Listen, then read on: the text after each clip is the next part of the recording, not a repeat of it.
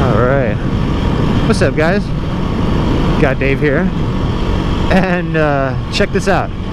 I was up in the canyon talking to this guy, and he's got a beta just like this one, except it's the 350.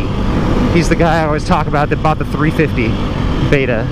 And he was telling me, he's like, have you had any problems with your gas cap leaking? And I'm like, no, like, why? And he's like, I've just heard, like, read it on the forums or whatever, or heard from different people that these bikes have a problem with the gas cap leaking. And I'm like, no, like, has yours? And he's like, well, I don't know, because I got the aftermarket tank for my bike. He got the aftermarket, like the 3-gallon tank instead of the 2-gallon tank, so he could go a little bit. He's got more range on his bike. I'm like, no, like, I haven't had a problem with that.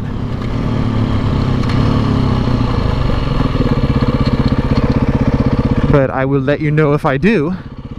And he's like, yeah, definitely, And so I ride home from the canyon. I get home after talking to him about that, and I fill my bike back up. Like, I unscrew the gas cap, take it off, top my bike back off, like, so I could go ride, like, later that day.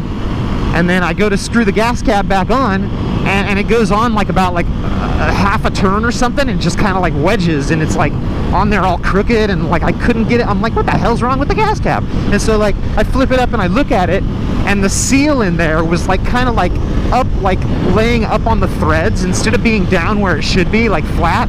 It was up on the threads, and it made it so that the cap wouldn't go on all the way.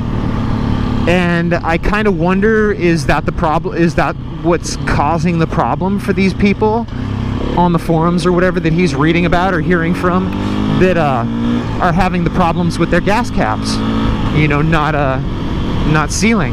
And so what I did is I got a little tiny, like a really thin Allen wrench, and I kind of like hooked it under the seal and pulled the seal out of there without ripping it, really careful. And I got a pair of scissors, and I cut the edge of the seal. It was about like a third of the seal or so. I cut that where it was laying up on the threads of the gas cap, and then I put the seal back in there so that it laid back down flat, because that part wasn't there anymore, covering the threads. And now it screws on and off perfect.